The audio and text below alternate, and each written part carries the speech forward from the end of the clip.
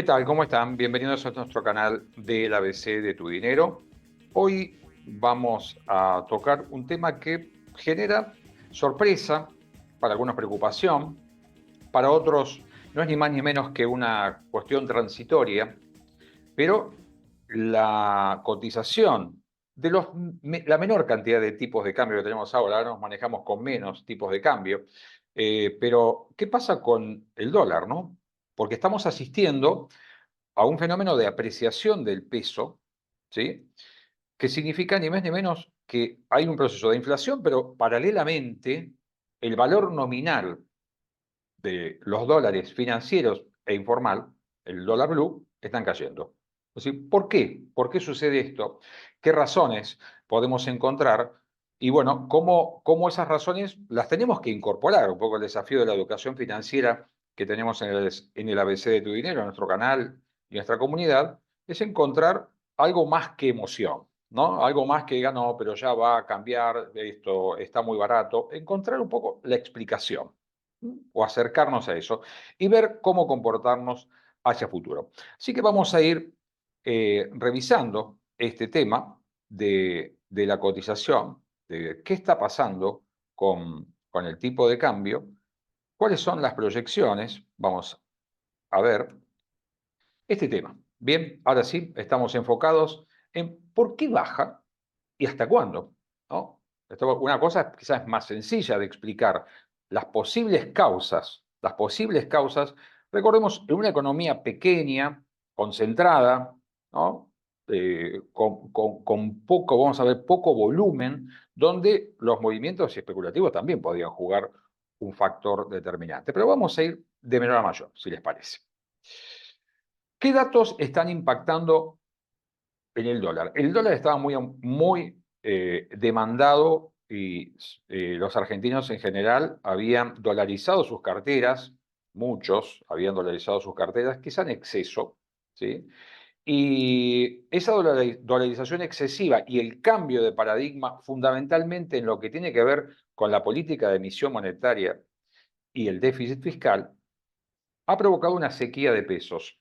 A ver, ¿hay muchos pesos todavía en la economía? Es probable que sí, pero la realidad es que no existe la abundancia que existía antes, ¿no? Todavía las cuentas en el Banco Central no están debidamente acomodadas. Eso sabemos que la licuación, la licuadora más que la motosierra en términos de las cuentas del Banco Central, todavía no terminó su trabajo, pero hay una sequía de pesos. Esa menor cantidad de pesos hace menos factible que nosotros tengamos dinero excedente para poder acceder, o pesos para poder acceder al dólar.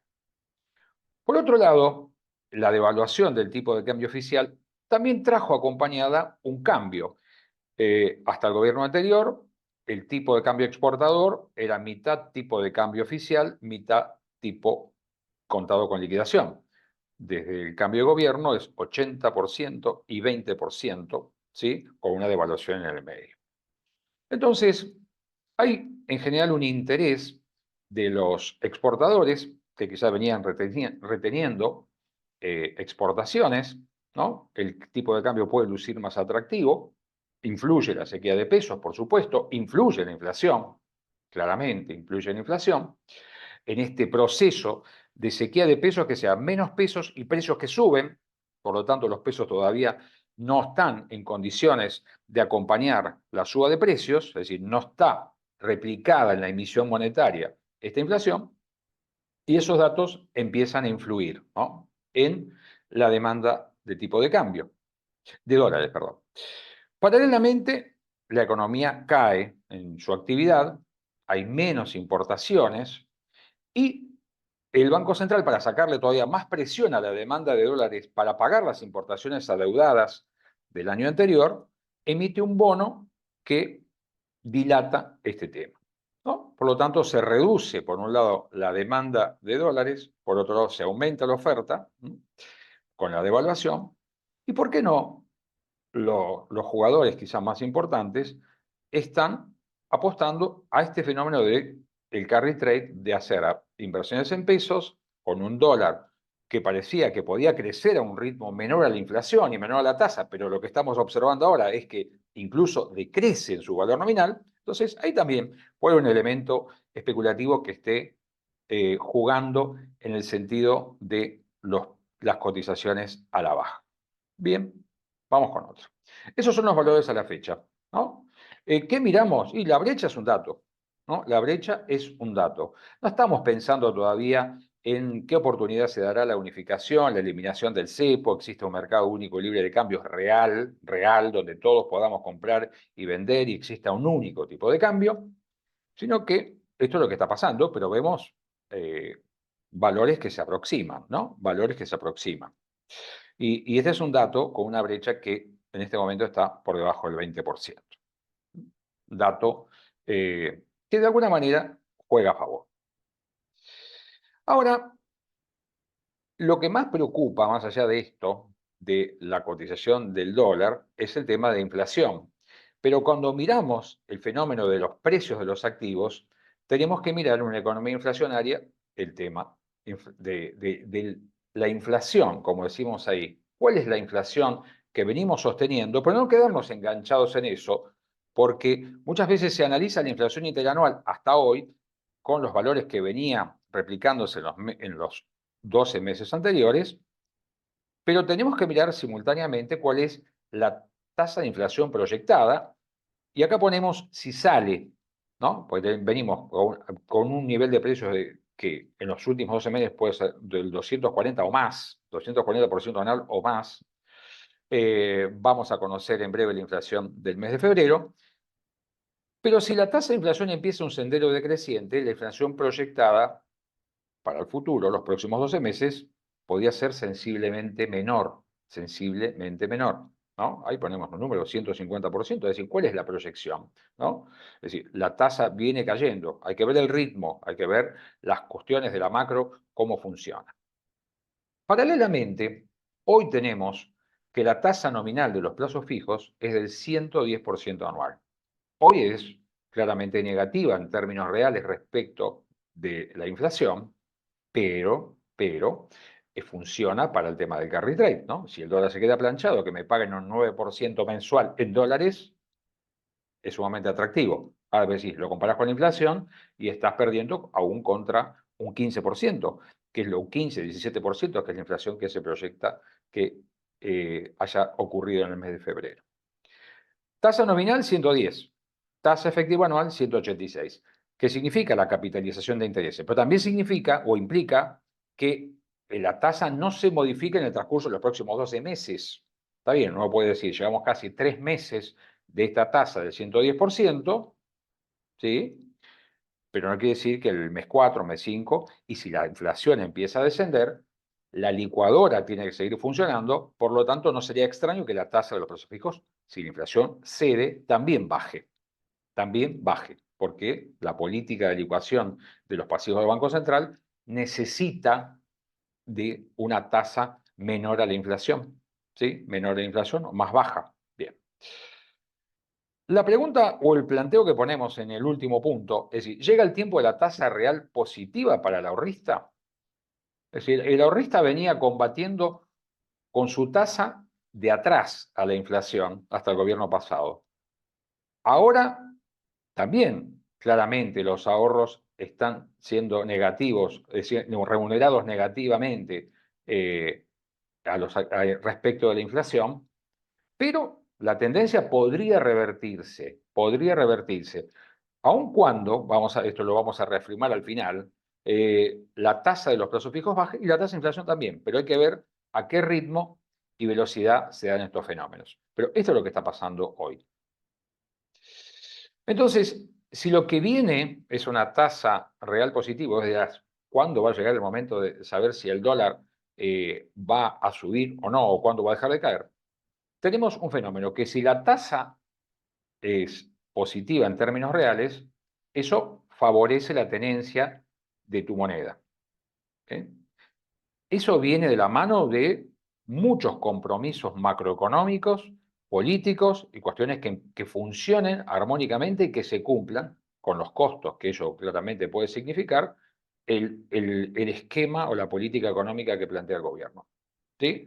Entonces, una preferencia por el peso implica que esos pesos que están ahí no van a ir al dólar.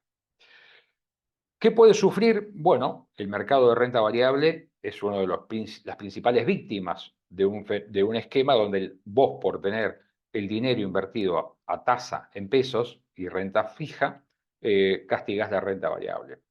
Si la tasa de inflación cede, aquellos activos ajustados por inflación también van a perder atractivo.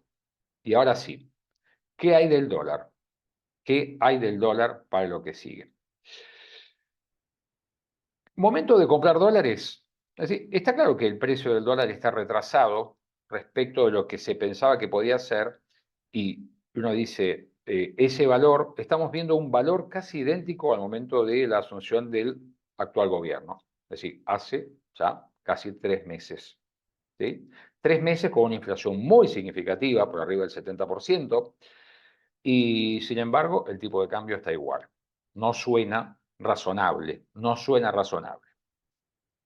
Pero la macro incide, la macro impacta, y la macro son las variables económicas. La macro es la ausencia de emisión, la macro es una presión impositiva muy importante, porque no ha habido baja de impuestos en absoluto.